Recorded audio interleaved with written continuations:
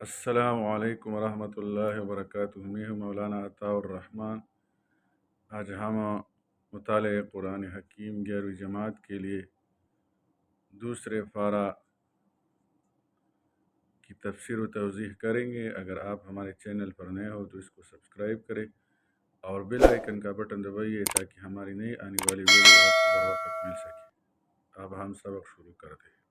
اعوذ باللہ من الشیطان الرجیم، بسم اللہ الرحمن الرحیم۔ سيقول السفهاء من الناس ما ولاهم عن قبلتهم التي كانوا عليها۔ دوسرا پارہ مطالعہ قرآن حکیم 11ویں جماعت کے لیے جو ہم پڑھ رہے ہیں، اس کی تفسیر و توضیح ہم کریں گے۔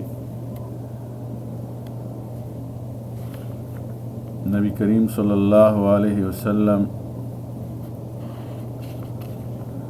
بعض علماء فرماتے ہیں کہ ابتداءً آپ صلی اللہ علیہ وسلم کا قبلہ حضرت ابراہیم علیہ السلام کا قبلہ کعبہ ہی قرار دیا گیا۔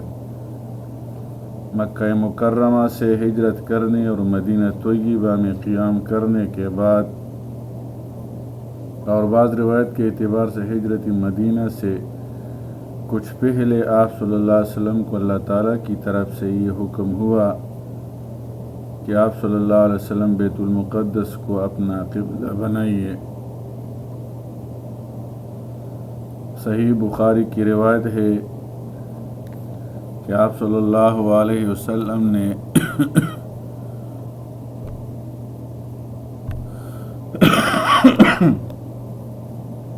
سولہ 17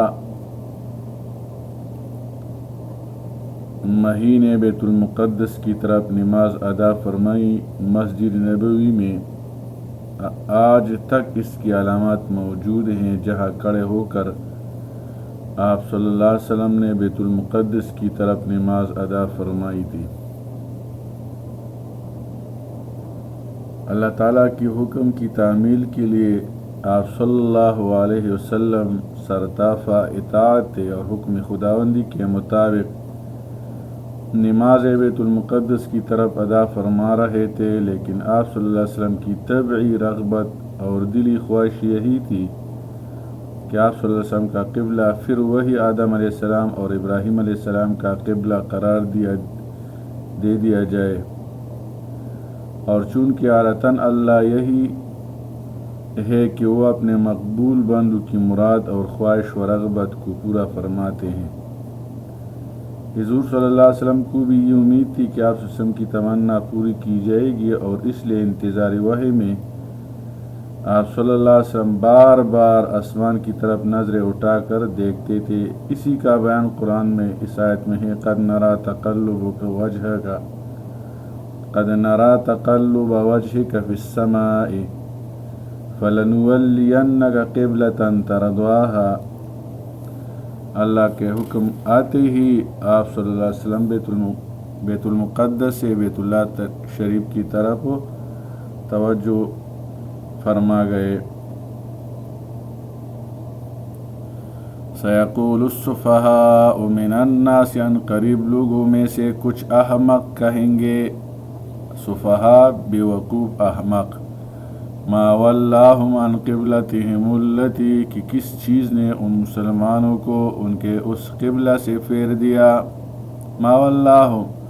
پھیرنا، کانوا علیہا جس پر وہ اب تک تھے۔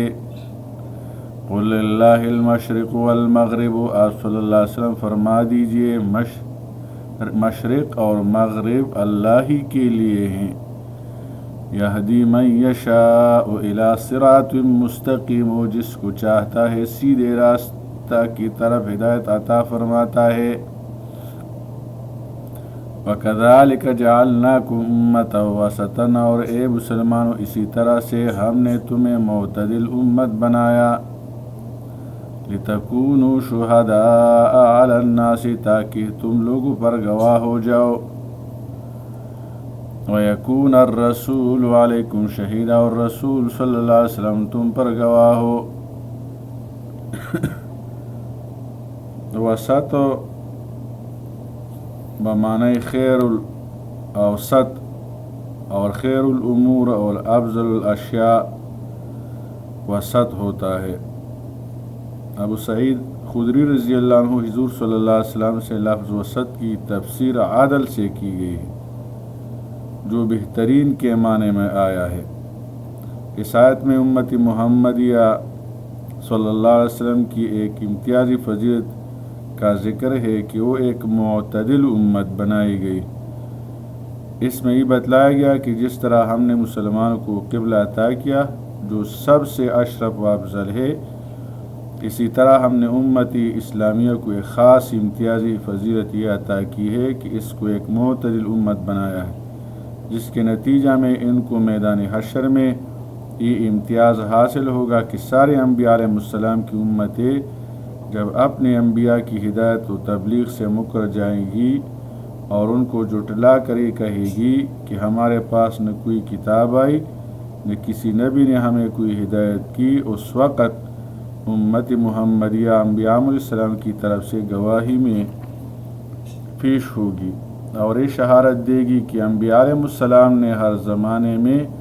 اللہ تعالیٰ کی طرف سے لائی ہوئی ہدایت ان کو پہنچائی اور ان کو صحیح راستہ پر لانے کی مقدور بر کوشش کی۔ مدعا علیہم امت محمدیہ کی گواہی پر یہ جرح کرے گی کہ اس امت محمدیہ کا تو ہمارے زمانے میں وجود بھی نہ تھا، اس کو ہمارے معاملات کی کیا خبر، اس کی گواہی ہمارے مقابلہ میں کیسے قبول کی جا سکتی ہے۔ امت محمدیہ اس جرح کا یہ جواب دے گی کہ بے شک ہم اس وقت موجود نہ تھے، مگر ان کے واقعات و حالات کی خبر ہمیں ایک صادق رسول صلی اللہ علیہ وسلم نے اور اللہ کی کتاب نے دی ہے، جس پر ہم ایمان لائے اور ان کی خبر کو اپنے معائنہ سے زیادہ وقیع اور سچا جانتے ہیں، اس لیے ہم اپنی شہادت میں حق بجانب اور سچے ہیں۔ اس وقت رسول کریم صلی اللہ علیہ وسلم پیش ہوں گے اور ان گواہوں کا تزکیہ و توثیق کریں گے کہ بے شک انہوں نے جو کچھ کہا ہے وہ صحیح ہے۔ اللہ تعالیٰ کی کتاب اور میری تعلیم کے ذریعے ان کو اس صحیح حالات معلوم ہوئے۔ یہ متعدد احادیث مبارکہ میں اس کا یہ ذکر ہے۔ وما جعلنا القبلة التي، اور ہم نے وہ قبلہ انہیں بیت المقدس اس لیے مقرر کیا تھا، کنت علیہ جس پر آپ صلی اللہ علیہ وسلم اب تک تھے، الا لنعلم تاکہ ہم ظاہر کرے، معلوم کرے، ظاہر کرے، من یتبع الرسول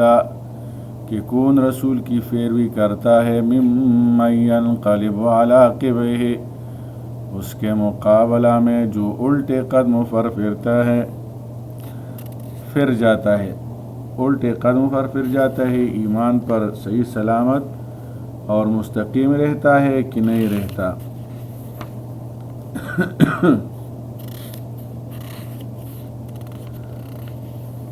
وَإِن كَانَتْ لَكَبِيرَةً وَمَا جَعَلْنَا الْقِبْلَةَ الَّتِي كُنْتَ عَلَيْهَا، اور اصل میں تو شریعت محمدیہ کے لیے ہم نے کعبہ ہی قبلہ تجویز کر رکھا تھا، اور جس سمت قبلہ پر آپ چند روز قائم رہ چکے انہیں بیت المقدس، وہ تو محض اس مصلحت کے لیے تھا کہ ہم کو ظاہری طور پر بھی معلوم ہو جائے کہ اس کے مقرر ہونے سے یا بدلنے سے یہود اور غیر یہود سے کون تو رسول اللہ صلی اللہ علیہ وسلم کا اتباع اختیار کرتا ہے اور کون پیچھے کو ہٹ جاتا ہے اور نفرت اور مخالفت کرتا ہے۔ اس امتحان کے لیے اس عارضی قبلہ کو مقرر کیا تھا، پھر اصلی قبلہ سے اس کو منسوخ کر دیا۔ وَإِن كَانَتْ لَكَبِيرَةً، اور یہ قبلہ کا بدلنا منحرف لوگوں پر، وَإِن كَانَتْ لَكَبِيرَةً، اور یقینا وہ بہت باری حکم تھا، إِلَّا عَلَى الَّذِينَ هَدَى اللَّهُ سوائے ان لوگوں کے جنہیں اللہ نے ہدایت عطا فرمائی، وَمَا كَانَ اللَّهُ لِيُضِيعَ إِيمَانَكُمْ، اور اللہ تمہارا ایمان ضائع نہیں کرے گا، ان اللہ بے شک اللہ بالناس لوگوں پر لرؤوف الرحیم بہت شفقت فرمانے والا نہایت رحم فرمانے والا ہے۔ اللہ تعالیٰ عمل کرنے کی توفیق عطا فرمائے۔